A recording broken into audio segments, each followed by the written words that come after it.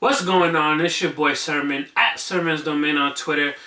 It's been 2 years since Mike Will made it first put out Ransom. That was his first album, mixtape, however you want to classify it.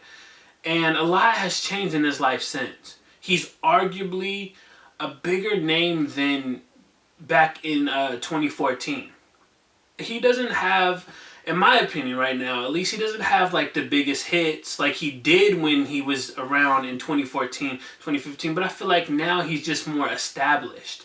And because of that, he's able to work with a lot more artists. So Ransom 2, his latest album, is able to present a larger than life feeling because he's able to work with everybody from Kendrick Lamar to Chief Keef. Ransom 2 is more impressive than his predecessor. I think the big names on the album really helped. It's going to draw people in. But even the smaller names did good as well. You had a record with Ears, you got another with Andrea, and these are not like household names, big names, but these are not songs that you're going to skip over. These are songs that were impressive in my opinion. I liked it, and I want to listen to more from both of these artists now. The album grows on you. Originally, I wasn't feeling a lot of the music. I don't know what it was about the first listen or two, but then stuff started to warm up to me. I still feel like at times, like some of the material on here is not up to par with what these artists are capable of. His production is great on here. Like that is also one of the standouts, the production. And it shows you the versatility of Mike Will made it. He's able to tailor a lot of these beats to fit the artists that are on it. You listen to Y'all Ain't Ready, and that has 2 Chainz on it. It sounds like a 2 Chainz record. But then you flip it and have like a record with like Pharrell, Aries. And that record right there sounds like something Pharrell would use. Now we're going to talk about some of my favorite songs, starting off with Perfect Pint, featuring Kendrick Lamar, Gucci Mane, and Sremmurd. I have absolutely not a clue what Swae is saying on the hook. It's like the first part of it is like, you gotta like listen to it with like headphones on loud or something because it just sounds like a bunch of gibberish. The only thing I understood out of that was Perfect Pint. But that melody is really catchy. So I'm determined to get all of the lyrics out of that. But it does sound like he wasn't like trying to enunciate a lot of the words he was saying. I don't know what was up with that. The whole record of Perfect Pint is good though. Like I said, Mike Will tends to tailor make the beats for the artists that are featured on it. But with this one, Kendrick is out of his element. And that's a good thing. Kendrick doesn't give you what Kendrick would give you if it was his own material. And again, that's a good thing. I like when an artist is willing to step out of their comfort zone, their boundaries. And so Kendrick is on this record and he kills it. I liked it. It was a good verse from him. You can tell that he really adapted to the song. Like his flow is adapted and fine-tuned to this production. And his verse was a lot more fun than serious. He shouts out Shawty Low, who passed away recently, and that was a nice gesture. I liked just the whole verse. It was just a solid verse from Kendrick. And Gucci, you gotta say that Gucci killed it as well. Gucci's been on a run with the guest features, and this is another one to add to his list. And then Sremmurd, they sounded good. Like I said, I can't really understand what Swae is saying, but it sounds good. It sounds very melodic. Speaking of Swae, the next song on my favorites list is Bars of Soap. Instead of being a catchy record like Sremmurd usually does, you have this solo Swae joint where he's just spitting for 4 minutes. Swae not the best lyricist in the game, no, but there's something charming about this record. He's having fun, and I like that. I think that's what Sremmurd is pretty much all about, but I think this is a chance for him to showcase that fun in a different way.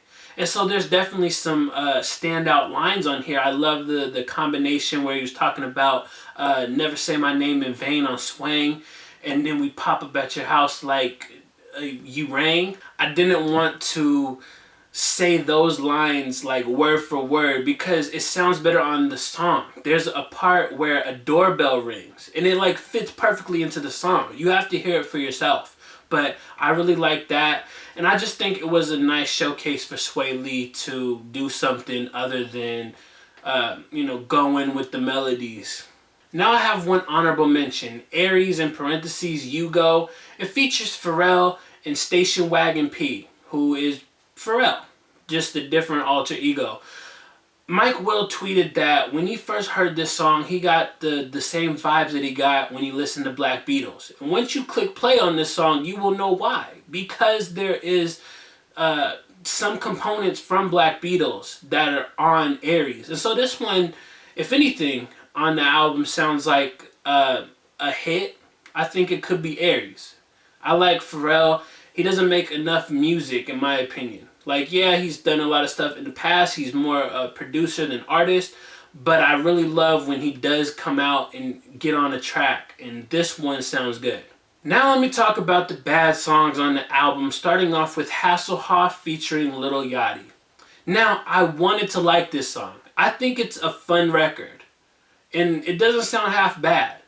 But there's just something about Lil Yachty that's off-putting.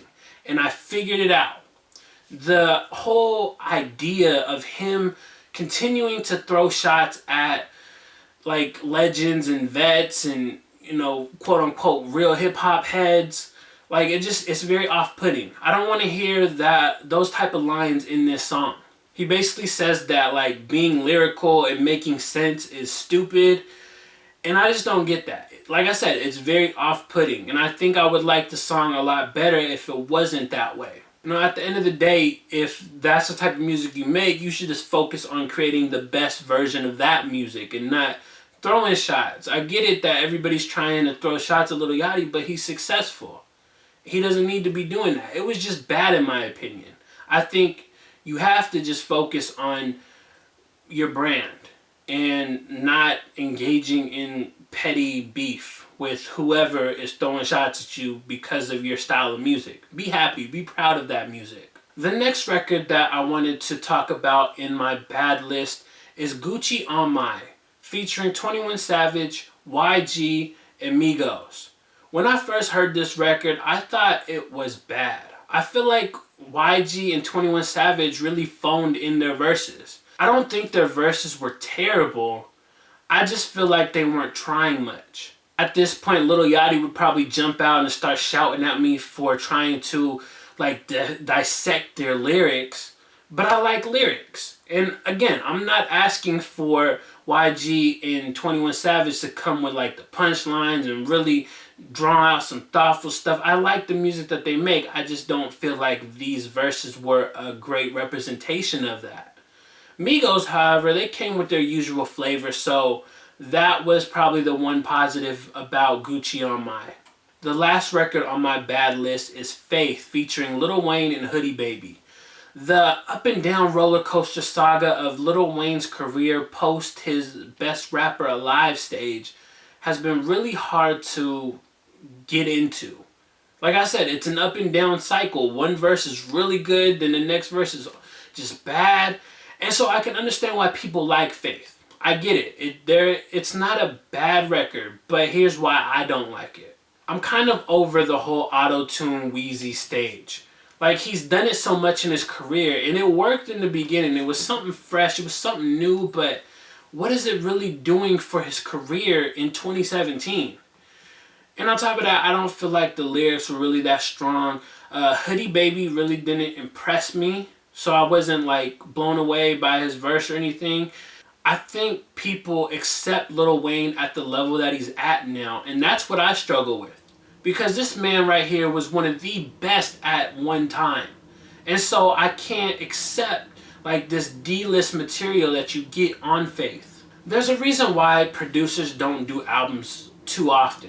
It's a lot to track down all these different rappers that you want to work with. Compilations are hard to create. I think there's a lot of these these albums, they lack like cohesion. That's one thing that a producer album really doesn't have. In the same way like DJ albums. And on top of that, you don't necessarily get the best material out of someone unless you're, say, a DJ Khaled or like a DJ Clue or DJ Drama in their prime. Other than that, it's kind of like you're just getting material and it looks good on paper, but a lot of it it's not memorable. Ransom 2, in my opinion, won't be the definitive album from Mike Will Made It. Will he ever have one? It's hard to say. I think if he keeps going and getting bigger and bigger, that he's going to continue to gain respect of, the artist, both new and old. He'll always have like the definitive singles, but that album, that's going to be harder to do. So those are my thoughts on Ransom 2, Mike Will Made It's second album. Let me know what you think about it in the comment section below. Then like the video, subscribe to the channel if you're not already, share the video. Follow me on Twitter at Sremmurd. And as always, thank you for your time. I appreciate you for watching. And until next time, peace.